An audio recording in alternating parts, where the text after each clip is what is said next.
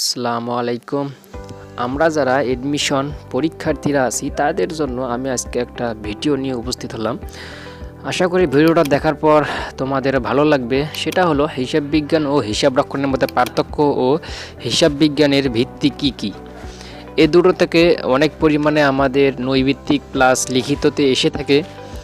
এই কারণে আমি আজকে এটা তৈরি করলাম।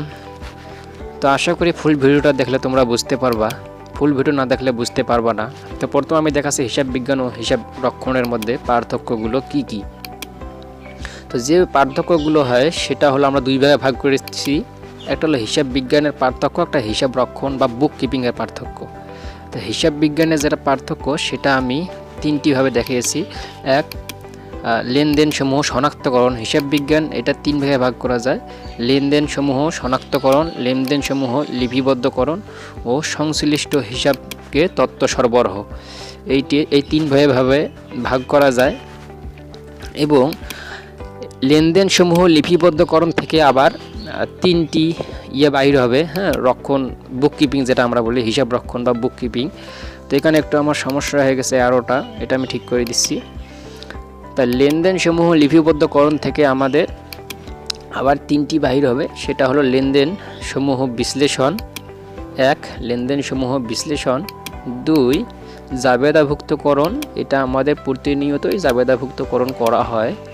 তিন, স্থানান্তরকরণ বা খতিয়ানভুক্তকরণ আমরা যেটা বলে থাকি, স্থানান্তরকরণকে আমরা খতিয়ানভুক্তকরণ বলে থাকি। এটা হলো হিসাব রক্ষণ শেষ আশ্রয়স্থলও আমরা বলে থাকি। যদি বলে যে হিসাব রক্ষণের শেষ আশ্রয়স্থল কোনটি, সেটা হবে স্থানান্তরকরণ বা খতিয়ান আমরা বলবো। তো এরপর আমরা দেখব হিসাব বিজ্ঞানের ভিত্তি কি কি। হিসাব বিজ্ঞানের ভিত্তিকে আমি দুইভাবে ভাগ করেছি। একটা হলো বকেয়া ভিত্তি আর একটা হলো নগদান ভিত্তি। হিসাব বিজ্ঞানের ভিত্তিকে দুইভাবে ভাগ করা যায়, একটা বকেয়া ভিত্তি আর একটা নগদান ভিত্তি। তা আমি বকেয়া ভিত্তি ও নগদান ভিত্তি দেখাচ্ছি। এখান থেকে প্রচুর পরিমাণে আমাদের নৈর্ভিত্তিক এসে থাকে। প্রথমে আমি এক নম্বরে যেটা দিছি, লেনদেন মাত্রই লেখা হয়, লেনদেন ঘটা মাত্রই আমাদের লিপিবদ্ধ করা হয় এবং এটা গ্যাপ কর্তৃক স্বীকৃত। বকেয়া ভিত্তিটা কি, গ্যাপ কর্তৃক স্বীকৃত, এটা মনে রাখতে হবে। এবং তিন নম্বরে যেটা আছে, নগদ আদান প্রদান মূল বিষয় নয়, এটা আমি একদম মার্ক করে দেই তোমাদের। নগদ আদান প্রদান এটা মূল বিষয় নয়। আচ্ছা, তো 4 নম্বরে যেটা আছে, সমন্বয় নীতি ও আয় ব্যয় নীতি মেনে চলে। তা বকেয়া ভিত্তিটা কী নীতি মেনে চলে? সমন্বয় নীতি ও আয় ব্যয় নীতি। এবার আমি দেখাবো নগদান ভিত্তি। নগদান ভিত্তির মধ্যে যেটা আসতেছে, নগদ আদান প্রদান হলেই মাত্র লেখা হবে, তাছাড়া কি লেখা হবে না।